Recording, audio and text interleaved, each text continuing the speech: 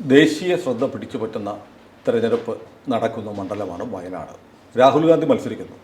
രാഹുൽ ഗാന്ധി മത്സരിക്കുന്നു എന്നതുകൊണ്ടാണ്, അല്ലാതെ ഇന്ത്യയുടെ പ്രധാനമന്ത്രിയാകാൻ പോകുന്ന ആൾ മത്സരിക്കുന്നതുകൊണ്ടല്ല. അതല്ല, ഗാന്ധി കുടുംബത്തിൽ നിന്നൊരാൾ മത്സരിക്കുന്ന മണ്ഡലം. കഴിഞ്ഞ പ്രാവശ്യം ദേശീയ പാർട്ടികളെന്ന നിലയിൽ കോൺഗ്രസിനും UDF നും BJPക്കും സ്ഥാനാർത്ഥി ഉണ്ടായിരുന്നു. പക്ഷേ ഇത്തവണ കുറച്ചുകൂടെ വയനാട് മണ്ഡലത്തിലെ പൊളിറ്റിക്കൽ ഫോക്കസ് കുറച്ച് കൂടിയ മത്സരമാണ് നടക്കുന്നത്. കാരണം ആനി രാജ CPIയുടെ ദേശീയ നേതാവാണ്. കേരളത്തിൽ BJPക്ക് കിട്ടാവുന്ന ഏറ്റവും ശക്തനായ സ്ഥാനാർത്ഥിയാണ് BJPയുടെ സംസ്ഥാന അധ്യക്ഷൻ. BJPക്ക് അതിലും വലിയ കരുത്തനായ ഒരു സ്ഥാനാർത്ഥിയെ നിർത്താൻ അവിടെയില്ല. അപ്പോൾ സുരേന്ദ്രനെ കുറിച്ച് ഞാനിങ്ങനെ ആലോചിക്കുകയാണ്. കേരള രാഷ്ട്രീയത്തിൽ ഏറ്റവും പ്രോമിസിംഗ് ആയിട്ട് നമ്മൾ ഈ സ്പ്രിംഗ്ലർ ഇടപാട് മുതൽ സ്വർണ്ണക്കള്ളക്കടത്ത് വരെയുള്ള സമയത്തൊക്കെയുള്ള ആ ഇഷ്യൂസ് പൊളിറ്റിക്കലി ഒരു ചർച്ചാ വിഷയമാക്കാൻ സുരേന്ദ്രൻ എന്ന രാഷ്ട്രീയ പ്രവർത്തകൻ വഹിച്ച പങ്ക് വളരെ വലുതാണ്. വലിയ വെളിപ്പെടുത്തലുകളും കണ്ടെത്തലുകളും ആക്ഷേപങ്ങളും ആരോപണങ്ങളും ഒക്കെ ആയിട്ട് മാധ്യമങ്ങളിൽ അങ്ങ് നിറഞ്ഞു നിന്ന് യഥാർത്ഥത്തിൽ ആ കാലഘട്ടത്തിലെ ന്യൂസ് മേക്കർ സുരേന്ദ്രനായിരുന്നു. മാധ്യമ പ്രവർത്തകൻ സുരേന്ദ്രനായിരുന്നു. ഒരു തർക്കമില്ല. അതുപോലെ എക്സൽ ചെയ്ത ഒരാളാണ് സുരേന്ദ്രൻ. നമ്മുടെ പ്രധാനമന്ത്രി നരേന്ദ്രമോദി വന്നിട്ട് പറഞ്ഞു, ബഡാ ഫൈറ്റർ ഹേ സുരേന്ദ്രൻ എന്ന് പറഞ്ഞു. അങ്ങനെ കേരളത്തിലെ ഏറ്റവും ഊർജ്ജസ്വലനായ സമരോത്സുകനായ നേതാവായിട്ടാണ് സുരേന്ദ്രനെ കേരളം കണ്ടത്. ആ സുരേന്ദ്രൻ കേരളത്തിലെ BJPയുടെ അധ്യക്ഷനായതിന് ശേഷം സുരേന്ദ്രനെ ആക്ഷേപിക്കാൻ സംഘടിതമായൊരു നീക്കം നടന്നിട്ടുണ്ട്. ഇത് സുരേന്ദ്രനെ ഞാൻ കാണുന്നില്ല. നമ്മൾ രണ്ടുപേരും BJPക്കാരല്ല. നമ്മുടെ ചാനലിലോട്ട് BJP ചാനലും അല്ല. നമ്മൾ സത്യം പറയുന്നു, സത്യത്തിൻ്റെ പക്ഷത്ത് നിൽക്കുന്നു. നമ്മൾ ആരുടെയും വക്കാലത്ത് ഏറ്റെടുത്ത് പ്രവർത്തിക്കുന്നവരും അല്ല ABC മലയാളം. പക്ഷെ നമുക്ക് അപ്രിയമെന്ന് പറയുന്ന, മറ്റുള്ളവർ പറയാത്ത കാര്യങ്ങൾ നമ്മൾ നിരന്തരം പറയുന്നു, ഇനിയും പറയും, പറഞ്ഞുകൊണ്ടേയിരിക്കും. നമുക്ക് ആകെയുള്ള നേട്ടം എന്ന് പറയുന്നത്, നമ്മൾ ആകെ എന്തെങ്കിലും ആഗ്രഹിക്കുന്നുണ്ടെങ്കിൽ നമ്മുടെ പ്രേക്ഷകർ ഈ ചാനലിനെ സപ്പോർട്ട് ചെയ്യണം. നിങ്ങൾ ഈ പരിപാടികൾ കാണുന്ന നിങ്ങൾ ഇത് മറ്റുള്ളവർക്ക് ഇതിൻ്റെ ലിങ്ക് അയച്ചു കൊടുക്കുന്നതിനൊപ്പം നിങ്ങളിത് സബ്സ്ക്രൈബ് ചെയ്തുകൂടെ നമ്മളോട് സഹകരിക്കണമെന്ന് മാത്രമാണ് നമുക്ക് പറയാനുള്ളത്. അതല്ലാതെ നമുക്ക് വേറൊരു താല്പര്യവും നമുക്കില്ല. അതുകൊണ്ട് തന്നെ സുരേന്ദ്രനെ കുറിച്ച് പറയുമ്പോൾ സുരേന്ദ്രനെ സംഘടിതമായി ആക്രമിച്ചിട്ടുണ്ട്. ആക്രമിക്കുന്നവരിൽ ഒരു പക്ഷേ ഈ സംഘപരിവാർ അല്ലെങ്കിൽ BJP അനുഭാവികളെന്ന് പറയുന്ന ആളുകൾ പോലുമുണ്ട്. സോഷ്യൽ മീഡിയയിലൊക്കെ പോയാൽ സുരേന്ദ്രനെ നിശിതമായി വിമർശിക്കുന്ന കുറേ ആളുകളുണ്ട്. അവരെന്നിട്ട് കേരളത്തിൽ സ്വന്തം പ്രസ്ഥാനത്തെ ഇത്രത്തോളം അപഹസിക്കുന്ന ഒരു കൂട്ടരെ നമ്മൾ കണ്ടു. KJP എന്നൊക്കെ പറഞ്ഞ് ഈ പ്രസ്ഥാനത്തെ ആക്ഷേപിക്കുന്ന ആളുകൾ കണ്ടിട്ടുണ്ട്. അതൊന്നും ചെയ്തുകൂടാത്തതാണ്. CPM-നെയോ കോൺഗ്രസിനെയോ കണ്ടുപിടിക്കണം. പക്ഷേ സുരേന്ദ്രനാണോ പ്രശ്നം? അത് BJPയുടെ അധ്യക്ഷനാണ്. BJPയുടെ അധ്യക്ഷനായിട്ട് ആര് വന്നാലും കേരളത്തിലെ ഒരു ഉണ്ടാക്കി വെച്ചിരിക്കുന്ന ഇടത്ത് സുഡാപ്പി മതേതര എന്ന് പറയുന്ന പ്രൊഫൈലുകൾ സംഘടിതമായി ആക്രമിക്കും. എത്ര നീചമായിട്ടാണ് സുരേന്ദ്രൻ്റെ മകളെ, ചെറിയ കുട്ടിയെക്കുറിച്ച് പോലും വളരെ മോശപ്പെട്ട ഒരു കമൻറ്റ് എടുക്കുന്നുണ്ട്. കേരളത്തിൽ ഒരു പൊളിറ്റിക്കൽ ലീഡറും ഇങ്ങനെ ആക്രമിക്കപ്പെട്ടിട്ടില്ല. അപ്പോൾ സുരേന്ദ്രനെ ശരിക്കും ഇവിടുത്തെ പ്രധാന പ്രതിപക്ഷങ്ങൾക്ക് വല്ലാതെ ഭയപ്പെടുന്നുണ്ട്. Because he's a fighter. അപ്പോൾ കേരളത്തിൽ പോരാളിയായ ഒരു രാഷ്ട്രീയ പ്രവർത്തനമായി എന്നതാണ് സുരേന്ദ്രൻ്റെ ഈ ഒരു ബലഹീനത എന്ന് പറയുന്നില്ല, അതിൻ്റെ കരുത്താണ്. പക്ഷേ അദ്ദേഹത്തോട് മറ്റുള്ളവർക്ക് ഈ വൈരാഗ്യം തോന്നാൻ ഒരു കാരണമെന്നൊരു അഭിപ്രായം എനിക്കുണ്ട്. സാറിന് എന്താ തോന്നിയിട്ടുള്ളത്? സുരേന്ദ്രൻ ഈ പറയുന്ന പോലെ ഈ പറഞ്ഞ അദ്ദേഹമായിരുന്നു ഈ മാധ്യമപ്രവർത്തകർ ചെയ്യേണ്ട പണി പലപ്പോഴും ഒരുപാട് സ്കൂപ്പുകൾ കൊണ്ടുവന്നിരുന്നു. എല്ലാം ശരിയുമായിരുന്നു. അതിൽ പാളിപ്പോയതൊക്കെ ഓർമ്മയിൽ തന്നെ വരുന്നില്ല. അതുപോലെ തന്നെ ശബരിമല സമരം, അദ്ദേഹം അന്ന് പാർട്ടി പ്രസിഡന്റ് ഒന്നും അല്ലല്ലോ, പക്ഷെ അദ്ദേഹം കാട് വഴിയൊക്കെ എങ്ങനെയാണ് അവിടെ ചെന്നത് എന്നുള്ളത് തന്നെ അറിയാൻ വയ്യാത്ത അതുപോലെ ധീരമായ കാര്യങ്ങൾ ചെയ്യുന്ന ഒരാളാണ് അദ്ദേഹം. ഒന്നിൻ്റെ മുമ്പിൽ പതറുന്ന ആളൊന്നും അല്ല. വെറുതെ പോയി CPM-ന്റെ തന്നെ ഈ രാജേഷും ഒക്കെ ഇങ്ങനെ കരയുന്ന പരിസരമായിട്ടൊക്കെ നിലവിളിക്കുന്ന പോലെ അതുപോലെയൊന്നും സുരേന്ദ്രനെ നമ്മൾ ഒരിക്കലും നമ്മൾ കണ്ടിട്ടില്ല.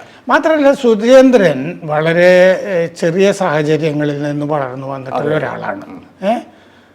സാമൂഹികമായിട്ടും അതിൻ്റേതായ ആക്രമണങ്ങളും അദ്ദേഹം ആ പാർട്ടിയിലൊക്കെ നേരിട്ട് വരുന്നുണ്ട്. സാമുദായികതയും ഒക്കെ ഉണ്ട്. ബി ജെ പിയിൽ ജാതി കുശുമ്പുകളൊക്കെ ഉള്ളവരൊക്കെ. പത്തനംതിട്ടയിൽ സുരേന്ദ്രൻ ജയിക്കേണ്ടതായിരുന്നു. എന്തിനു നമ്മൾ മറച്ചു വെക്കണം? പത്തനംതിട്ടയിൽ അവസാന നിമിഷം ജാതിയുടെ പേരിൽ സുരേന്ദ്രൻ കാലുവാരിയിട്ടുണ്ട്. അതെ. അപ്പോൾ അദ്ദേഹം ഇപ്പോൾ വയനാട്ടിൽ നിൽക്കുമ്പോൾ തന്നെ അദ്ദേഹം അവിടെ ഈ ടീ എസ്റ്റേറ്റിലുമൊക്കെ അല്ല കോഫി എസ്റ്റേറ്റിലൊക്കെ ജോലി ചെയ്തിട്ടുള്ള ആളൊക്കെ. സുരേന്ദ്രന് അപരിചിതമായ ഒരു ഭൂമികയല്ല, അപരിചിതമല്ല വയനാട്. പിന്നെ അദ്ദേഹം ആവർത്തിച്ച് പറയണം, തേയിലത്തോട്ടത്തിൽ പണിയെടുത്തിട്ടുണ്ട് സുരേന്ദ്രൻ. അതെ. അതുപോലെ അവിടെ യുവമോർച്ചയുടെ മറ്റേ പ്രസിഡന്റ് എന്നൊക്കെയുള്ള നിലയ്ക്ക് അവിടെ വയനാട്ടിൽ പ്രവർത്തിച്ചിട്ടുണ്ട് അദ്ദേഹം. അദ്ദേഹത്തിന് ശരിക്ക് കൈവെള്ളം പോലെ അറിയാവുന്ന, സത്യത്തിൽ ഒരു ഫൈറ്റർ എന്നുള്ള നിലയ്ക്ക് തന്നെയാണ് സുരേന്ദ്രനെ അവിടെ തിരഞ്ഞെടുത്തിട്ടുള്ളതെന്നാണ് എൻ്റെ അറിവ്.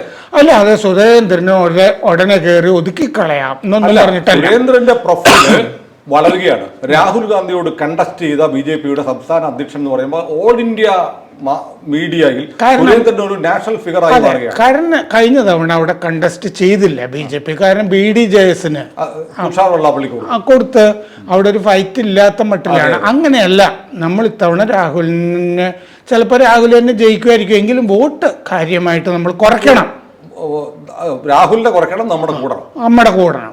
ആ ഒരു ചിന്ത മാത്രമല്ല, ഈ ടോട്ടൽ ഇതിലത് വരണമല്ലോ. ഈ 20% മുകളിലോ മറ്റൊക്കെ കേരളത്തിൽ കയറണമല്ലോ വോട്ട്. കാരണം അങ്ങനെ വോട്ട് കയറുന്നത് തന്നെ മുരളീധരൻ പ്രസിഡന്റ് ആവുകയും സുരേന്ദ്രൻ വലം കൈയായിട്ട് നിൽക്കുകയും അങ്ങനെ ഒരു ടീം വന്നതുകൊണ്ടാണ് ഈ ഒരു വളർച്ച ബൂത്ത് തലത്തിലും വരെ വളരുന്നതൊക്കെ. അവരൊരു ടീമായി നിൽക്കുന്നത് കൊണ്ടൊക്കെയാണ് BJPക്ക് സ്വന്തമായിട്ട് ഇങ്ങനെ നിൽക്കാൻ. അപ്പോൾ സത്യത്തിൽ ഞാൻ മനസ്സിലാക്കിയത് PC ജോർജിനെ മാറ്റുമ്പോൾ പത്തനംതിട്ടയിൽ PC ജോർജ് അല്ലെങ്കിൽ ഷോൺ എന്നുള്ളൊരു ധാരണ പലരും അങ്ങനെ കരുതിയിരുന്നല്ലോ. ദേശീയ നേതൃത്വം അങ്ങനെ കരുതിയിട്ടുണ്ടാവില്ല. ഇവിടെ PC ജോർജിനെ നിർബന്ധമായും വേണ്ടത് കേരള നിയമസഭയിലേക്കാണ്. അതെ, അങ്ങനെയാണ്. അപ്പോൾ അവിടെ പിന്നീടൊരു ആളിനെ അങ്ങനെ ഇവിടെ പലർക്കും ധാരണ ഉണ്ടായിരുന്നെങ്കിലും വേറെ ആളുകളെ ചർച്ച ചെയ്യുമ്പോൾ അവിടെ സുരേന്ദ്രൻ്റെ കാര്യം ചർച്ച ചെയ്തിരുന്നു എന്ന് തന്നെയാണ് എൻ്റെ അറിവ്. പത്തനംതിട്ടയിൽ അദ്ദേഹം ഒരു മുന്നേറ്റം നടത്തിയ സ്ഥലമാണ്. അവിടെ തന്നെ ഇങ്ങനെ പരിഗണിച്ച് വന്നിട്ട്, പക്ഷേ ഈ അനിൽ ആൻ്റണിയുടെ സാധ്യത അവർക്ക് ബോധ്യപ്പെട്ടപ്പോൾ സുരേന്ദ്രൻ ഒരു ഫൈറ്റർ എന്നുള്ള നിലയ്ക്ക് തന്നെയാണ് വയനാട്ടിലേക്ക് നിർദ്ദേശിക്കുന്നത്. സുരേന്ദ്രനെ കുറിച്ച് വേണം ഒരു നെഗറ്റീവ് വേണം പറയാം. അതായത് എൻ്റെ വ്യക്തിപരമായ അഭിപ്രായമാണ്. സുരേന്ദ്രൻ കഴിഞ്ഞ പ്രാവശ്യം 2 മണ്ഡലങ്ങളിൽ മത്സരിക്കുക, അതിന്റെ ആവശ്യമില്ല. അത് മാത്രമേ നമുക്കൊരു തെറ്റായ ഒരു തീരുമാനമായിട്ട് നമുക്ക് ഫീൽ ചെയ്യുന്നു. കാരണം തോൽക്കുമ്പോൾ 2 സ്ഥലത്ത് തോക്കേണ്ടതല്ലോ. അത് തികച്ചും സാധാരണ ആളുകൾ നിൽക്കുന്നത് ഒരു സ്ഥലത്ത് ചിലപ്പോൾ ഒത്തിരി ദുർബല മണ്ഡലത്തിലായിരുന്നെങ്കിൽ ഒരു പക്ഷേ പത്തനംതിട്ടയിൽ കൂടുതൽ കോൺസെൻട്രേറ്റ് ചെയ്യാൻ പറ്റുമായിരുന്നു. അദ്ദേഹത്തിന് ചിലപ്പോൾ അവിടെ ജയിക്കാൻ പറ്റുമായിരുന്നു, ചെറിയ വോട്ടിനല്ലേ. എന്നിട്ട് കോടതി കേസിനൊക്കെ പോയി അങ്ങനെയല്ലേ. അപ്പോൾ അത് പറ്റുമായിരുന്നു, അതിൻ്റെ ആവശ്യമില്ലായിരുന്നു. അങ്ങനത്തെ ചില പിണറായി സർക്കാർ കേരളത്തിന്റെ ചരിത്രത്തിൽ ഏറ്റവും കൂടുതൽ കേസുകൾ എടുത്തിട്ടുള്ളത് സുരേന്ദ്രനെതിരെയാണ്. എത്ര കേസുകളാണ്? 100 കണക്കിന് കേസുകൾ. അപ്പോൾ ഒരാൾക്കെതിരെ 100 കണക്കിന് കേസുകൾ എടുക്കുന്നു എന്ന് പറഞ്ഞാൽ ആ ഭരണകൂടം അയാളെ എത്രമാത്രം ഭയപ്പെടുന്നു എന്നതിന്റെ തെളിവാണ്. അത് സുരേന്ദ്രന്റെ പേടിയാണ്. അതെ, സുരേന്ദ്രനെ പേടിയുണ്ട്. മാത്രമല്ല, ഇതിന് മുമ്പുണ്ടായിരുന്ന പല ആളുകളും ഒരു കോംപ്രമൈസ് പൊളിറ്റിക്സ് ആണ്. BJP പ്രസിഡന്റ് നേതൃത്വത്തിൽ വന്ന പല ആളുകളും അങ്ങനെയാണ് ചെയ്തുകൊണ്ടിരുന്നത്. പിന്നെ മലബാറിൽ നിന്നൊക്കെ ചില ആളുകളൊക്കെ വന്നിരുന്നവരുമൊക്കെ പഴയ മാർക്സിസ്റ്റ് പശ്ചാത്തലമുള്ളവരുമൊക്കെ ഉണ്ടായിരുന്നില്ലേ, പത്മനാഭനെ പോലെയുള്ള ആളുകളുമൊക്കെ. അപ്പോൾ പല മേഖലകളിലും മലബാറിൽ നിന്നുള്ളവർ ഈ CPM നേതൃത്വവുമായിട്ടൊക്കെ ഒരു സഹകരിച്ച് പോകുന്ന, അതിനൊക്കെ മാറ്റം വരുന്നതുമൊക്കെ ഈ സുരേന്ദ്രനും മുരളീധരനും ഒക്കെ വരുന്ന കാലത്താണ്. അതിനു മുമ്പ് ത്രിമൂർത്തികൾ ആരെയും അതിൻ്റെ അകത്ത് പ്രവേശിപ്പിക്കില്ല എന്ന് പറയുമായിരുന്നു. രാജഗോപാൽ, രാമൻപിള്ള, KG മാരാര്. അതിൽ നിന്നൊക്കെ എത്രയോ കേരളത്തിൽ ഇത് മാറിക്കഴിഞ്ഞു. ഏറ്റവും കൂടുതൽ വോട്ട് കച്ചവടം എന്ന് പറഞ്ഞ സാധനം കോലീബി സഖ്യമൊക്കെ വരുന്നത്. അതായത് സുരേന്ദ്രന്റെ കാലത്ത് BJP വോട്ട് കച്ചവടം എന്ന് പറയുന്ന ഒരു സാധനം പറയാനില്ല. കാരണം ക്രമാനുഗതമായി BJP വോട്ട് കൂടിക്കൊണ്ടാണ്. അതെ, കഴിഞ്ഞ തദ്ദേശ തെരഞ്ഞെടുപ്പിലും അത് അല്ല. സുരേന്ദ്രനെ വിമർശിക്കുന്ന BJP അനുഭാവികളായിട്ടുള്ള ആളുകൾ ആലോചിക്കേണ്ട ഒരു കാര്യമുണ്ട്. സുരേന്ദ്രന്റെ കാലയളവിൽ BJPക്ക് വോട്ട് പെർസെൻറ്റേജ് കൂടിയിട്ടുണ്ടോ ഇല്ലയോ? നിശ്ചയമായും കൂടിയിട്ടുണ്ട്. പക്ഷേ എനിക്കതൊരു ഒരു പരിഭവം അവരോടുള്ളത്, ഒരു നിരീക്ഷകൻ എന്ന നിലയിൽ എനിക്ക് തോന്നിയിട്ടുള്ളത്, അവരുടെ പാർട്ടിയുടെ സംസ്ഥാന അധ്യക്ഷൻ എന്ന നിലയിൽ പരമാവധി സുരേന്ദ്രനൊപ്പം നിൽക്കുന്ന നിലപാടുകൾ നിർഭാഗ്യവശാൽ ഈ സോഷ്യൽ മീഡിയയിലുള്ള പലരും എടുത്തിട്ടില്ല. അതെ, അത് ഒരു വശം. പക്ഷേ അവരുടെ ആ നിലപാടുകൾ ആയിരുന്നു. പക്ഷെ നമ്മൾ അതിൻ്റെ അകത്ത് സാമുദായികത വലിയ തോതിലുണ്ടായിരുന്നു. പിന്നെ സുരേന്ദ്രൻ ഒരു പിന്നാക്കക്കാരനാണ് എന്നതുകൊണ്ടാണോ? അതെ, അങ്ങനെയുണ്ട്. നരേന്ദ്രമോദി പിന്നോക്കക്കാരനല്ലേ? അതെ. അപ്പോൾ പ്രസിഡന്റിന്റെ കാര്യവും ഒക്കെ നമ്മൾ പറയേണ്ടതാണ്. പക്ഷെ കേരളത്തിൽ ഞങ്ങൾ മതി, സുരേന്ദ്രൻ വേണ്ട. കേരളത്തിൽ ഇത്തിരി ജാതി കുശുമ്പ് കൂടുതലുണ്ട് ചില ആളുകൾ. അതെ, കാരണം അത് എങ്ങനെയാ പറയാന്നറിയില്ല. വേറെ ചില സമുദായ സംഘടനകളുടെ ബി ടീമായിട്ട് നമ്മൾ പ്രവർത്തിച്ചാൽ മതി എന്നൊക്കെ ധരിക്കുന്നവരും ഒക്കെ ഉണ്ട്. സോഷ്യൽ എഞ്ചിനീയറിംഗ് മര്യാദയ്ക്ക് നടന്നിട്ടാണ് BJP മറ്റ് സംസ്ഥാനങ്ങളിലൊക്കെ ജയിച്ചിട്ടുള്ളത്. ഇവിടെ സോഷ്യൽ എഞ്ചിനീയറിംഗ് നടക്കണമെന്നുണ്ടെങ്കിൽ സുരേന്ദ്രനെ പോലുള്ള ആളുകളും അത്തരം സമുദായങ്ങളും ഒക്കെ കൂടെ നിന്നെങ്കിലേ BJP എന്തെങ്കിലുമൊക്കെ നേടുകയുള്ളൂ. അല്ല, ഈ BJPയുടെ പ്രവർത്തകർ സുരേന്ദ്രൻ നേരെ വിരൽ ചൂണ്ടുന്ന BJPക്കാർ, അവർ ഒരു വിരൽ ചൂണ്ടുമ്പോൾ 4 വിരൽ അവരുടെ നെഞ്ചുനേരെയുണ്ട്. ഇവർ ഈ പാർട്ടിക്ക് വേണ്ടി എന്ത് സംഭാവന ചെയ്തിട്ടാണ്, സോഷ്യൽ മീഡിയയിൽ ഫേസ്ബുക്കിൽ പോസ്റ്റ് ഇടുന്നതിനപ്പുറത്ത് എന്ത് സംഭാവന ചെയ്തിട്ടാണ് ഈ മഹാഭൂരിപക്ഷം ആളുകളും സുരേന്ദ്രനെ ചീത്ത വിളിക്കാൻ? ഈ സോഷ്യൽ മീഡിയ എന്ന് പറഞ്ഞുകൊണ്ട് ഞാൻ ശ്രദ്ധിച്ച വേറൊരു കാര്യം, എനിക്ക് മനസ്സിലാകാത്തൊരു കാര്യം, ഈ സോഷ്യൽ മീഡിയയിൽ ഈ പ്രതികരണം നടത്തുന്ന ഈ KJP എന്നൊക്കെ പറഞ്ഞ ആ സംഘികൾ എന്ന് അവകാശപ്പെടുന്ന അവര് കേരളത്തിൽ 2 സ്ഥാനാർത്ഥികളെ പറ്റി എഴുതുന്നുള്ളൂ. രാജീവ് ചന്ദ്രശേഖരനെ പറ്റിയും സുരേഷ് ഗോപിയെ പറ്റിയും. വേറെ സ്ഥാനാർത്ഥികളൊന്നുമില്ല BJPക്ക്. ഒന്നുമില്ല.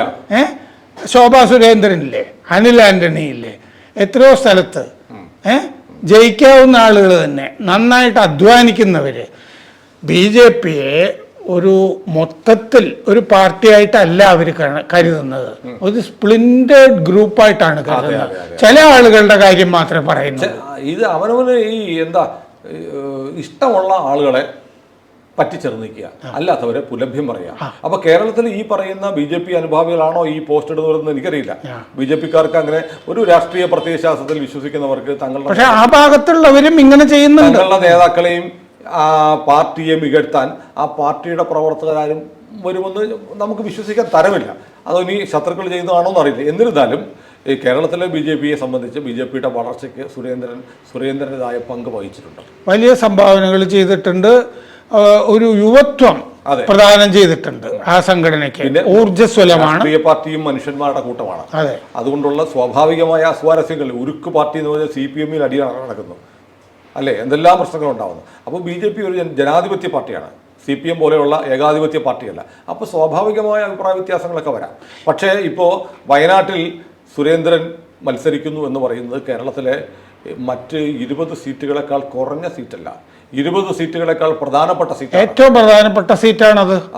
പാർട്ടിയുടെ അധ്യക്ഷൻ മത്സരിക്കുമ്പോൾ പരമാവധി വോട്ടുകൾ ക്യാപ്ചർ അതുകൊണ്ടാണല്ലോ അദ്ദേഹം പത്രിക കൊടുക്കുമ്പോൾ തന്നെ സ്മൃതി ഇറാനിയെ അയച്ചില്ലേ ദേശീയ നേതൃത്വം. കാരണം അമേഠിയിൽ രാഹുൽ ഗാന്ധിയെ തോൽപ്പിച്ച ആളല്ലേ അയച്ചത്. അപ്പൊ ദേശീയ നേതൃത്വം അത്ര പ്രാധാന്യം സുരേന്ദ്രന്റെ കാര്യത്തിൽ കാണിക്കുന്നുണ്ട്. അത് കേരളത്തിലെ BJP അനുഭാവികളായ പാർട്ടിക്കാരൊക്കെ മനസ്സിലാക്കുന്നുണ്ട്. ഈ സോഷ്യൽ മീഡിയയിലുള്ള ആളുകൾ കൂടി ഒന്ന് മനസ്സിലാക്കിയാൽ നന്നായിരിക്കും. ദേശീയ നേതൃത്വം സുരേന്ദ്രൻ്റെ കൂടെ ഈ പ്രതിസന്ധി ഘട്ടങ്ങളിൽ പോലും കൂടെ നിന്നിട്ടുണ്ട്. മോദി, നഡ്ഡ, BL സന്തോഷ്, ഇവരെല്ലാവരും സുരേന്ദ്രൻ വയനാട്ടിൽ വെറുതെ കെട്ടിവെച്ച കാശ് കിട്ടാതിരിക്കാൻ വേണ്ടിയല്ല മത്സരിക്കുന്നത്. അതൊരു ശക്തനായ സ്ഥാനാർത്ഥിയായിട്ട് തന്നെയാണ് ദേശീയ നേതൃത്വം. BJPയുടെ സാന്നിധ്യം, ചിഹ്നം വയനാടിൻ്റെ മണ്ണിലും ആളുകളുടെ കരലിലും പതിപ്പിക്കാനാണ് മത്സരിക്കുന്നത്. സുരേന്ദ്രൻ ഒരു വലിയ ഫൈറ്റർ തന്നെയാണ്. അതെ. കൂടുതൽ വാർത്തകളും വിശേഷങ്ങളും നിങ്ങളിലേക്ക് എത്താൻ ABC മലയാളം സബ്സ്ക്രൈബ് ചെയ്യുക, ബെൽ ബട്ടണും അമർത്തുക.